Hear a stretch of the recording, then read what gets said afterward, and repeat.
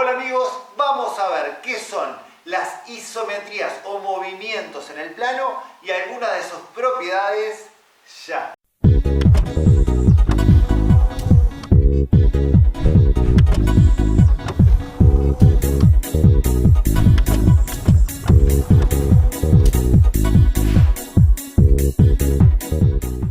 Bien, esto que vamos a ver ahora no es algo formalmente teórico. Eso lo voy a incorporar en la lista de reproducción de teórico de geometría métrica. Simplemente vamos a ver una definición sencilla, no formal, de los movimientos en el plano para ver cómo se le aplica un movimiento a un punto y bien, y también para que tengan elementos como para poder manejarse en ejercicios de geometría métrica plana y también cuando tengamos que ver el tema composición de movimientos, que seguramente va a ser el próximo video este. Bien, menos cháchara, pelado, y comencemos. Esto quiere decir simetría axial de eje E. E es una recta, que en este caso se llama E, pero podría tener cualquier nombre, en minúscula. Simetría de eje E que aplicada al punto P nos da el punto P'. Todo eso quiere decir esta simbología. Y desde el punto de vista geométrico, tenemos que tener una recta, y acá tenemos un punto, y para aplicarle la simetría se traza por el punto la perpendicular a la recta, al eje de simetría, se toma la distancia del punto al eje, se transporta para el otro lado del eje y así obtenemos P'. Una manera muy sencilla y precisa de hacerlo es con el compás. Si este es el eje y este es el punto P, podemos pinchar en P con el compás, trazar un arco de circunferencia y cortar en dos puntos al eje. Y con el mismo radio y pinchando esos dos puntos con el compás, cortamos del otro lado y ahí tenemos P'. Bien, seguimos con la simetría central. Voy a hacer una aclaración. Esto que está acá, ID, si el movimiento es directo o indirecto, ahora después voy a aclarar de qué estoy hablando. Pero bueno, seguimos con la simetría central. Simetría de centro O que aplicada al punto P nos da P'. O es un punto, P es otro punto. Para aplicarle la simetría de centro O al punto P, se une P con O, se prolonga para el otro lado. La distancia PO la tomamos con el compás y la transportamos para el otro lado y hacemos chac, y ahí tenemos P', la imagen de P en la simetría de centro O. Movimiento directo. Bien, la rotación de centro O, ángulo alfa, sentido horario, si la flecha está para el otro lado es antihorario. Ojo que algunos profesores el horario lo ponen como un más adelante del valor del ángulo o un menos si es antihorario. A mí me gusta poner la flechita arriba. Rotación de centro O, ángulo alfa aplicada a P da P'. Lo que se hace es, tengo un punto P, tengo el centro O, se une P con O. A partir de esta semirrecta OP se toma el ángulo alfa para este lado o para el otro. Bueno, yo lo tomé para este lado porque acá lo escribí horario, pero si hubiese sido antihorario tenía que poner el ángulo para el otro. ¿Cómo ponemos el valor del ángulo? Bueno, hay técnicas para construir ángulos con ciertas medidas. Si les dejan usar el semicírculo o transportador, úsenlo. Si no se lo dejan usar, pregunten cómo se traza el ángulo a sus respectivos profesores. Bien, y tomamos el ángulo como les dije, luego pinchamos, que tenemos esta semirrecta, pinchamos con el compás en O con esta medida y trazamos un arco de centro O y radio OP hasta cortar al otro lado del ángulo en P', la imagen en la rotación. Movimiento directo. Seguimos con la traslación de vector AB. Traslación de vector AB que aplicada al punto P da P', tenemos un vector, que es en este caso un segmento orientado que representa al ente vector AB. Un punto P cualquiera, lo que se hace es trazar un paralelogramo BAPP', y en ese caso P' sería la imagen de P. Para trazar ese paralelogramo podemos hacer muchas cosas, por ejemplo podríamos trazar por P la paralela al vector, tomar esta medida y transportarla, o directamente hacer todo el trazado con el compás. Tomamos esta medida con el compás, pinchamos en P y hacemos un arquito, chac, así, tuc.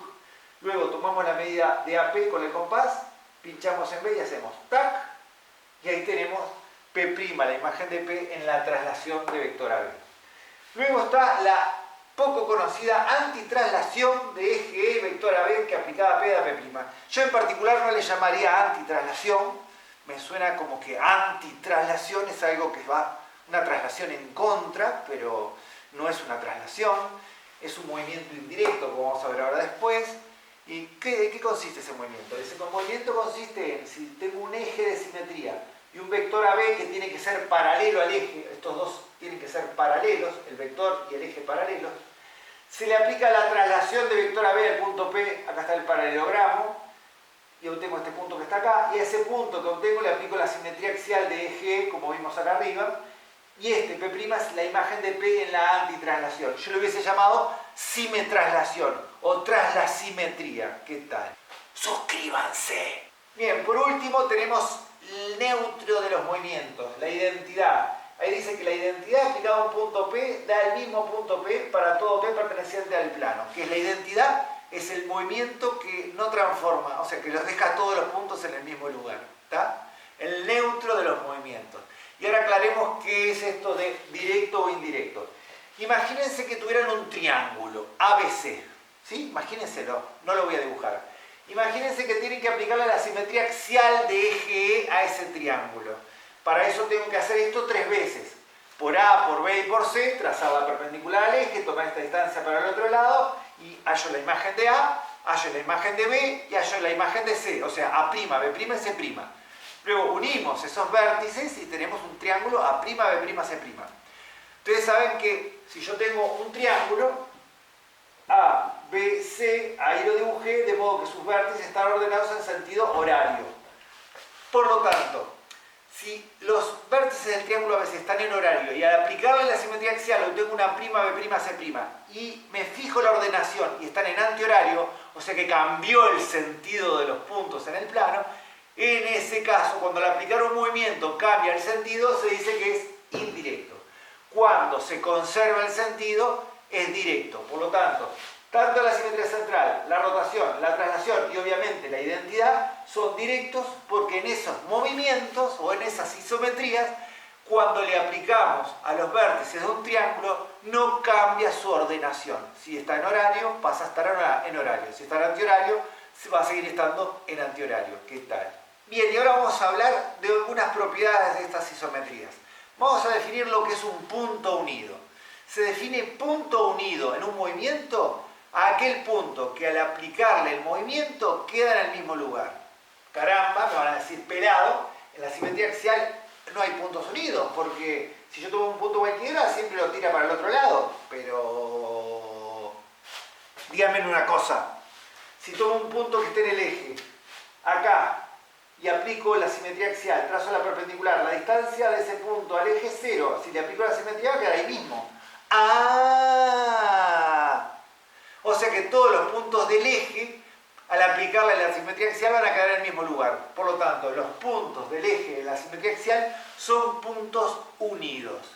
Bien, en la simetría central hay un solo punto unido que es el centro, porque si yo le aplico la simetría central de centro O a O, da O. Bien, lo mismo pasa en la rotación, el único unido es el centro, porque si yo giro con centro en O al punto O, queda en O, ¿de acuerdo?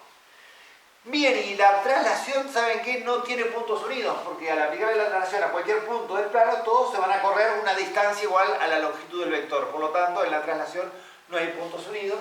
Tampoco hay puntos unidos en la antitraslación, porque incluso los puntos del eje se corren porque se les aplica la traslación. Así que no hay puntos unidos en la antitraslación. Y a que no saben, en la identidad todos los puntos del plano son unidos porque todos los puntos quedan en el mismo lugar. Hay otra definición muy interesante y es la de recta unida. La recta unida es la que está formada por todos sus puntos unidos. Y obviamente que las únicas isometrías que tienen rectas unidas son la simetría axial y la identidad. Porque en la simetría axial todos los puntos del eje son unidos, como vimos hace un rato, por lo tanto, esa recta es unida.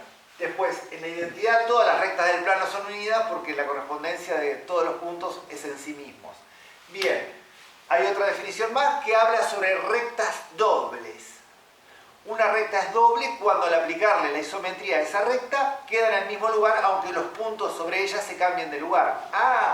Por ejemplo, la simetría axial de eje, si yo le aplico la simetría axial de eje a la recta P', me da la recta P'. Los puntos se dan vuelta, pero la recta queda en el mismo lugar. Quiere decir que todas las perpendiculares al eje son dobles.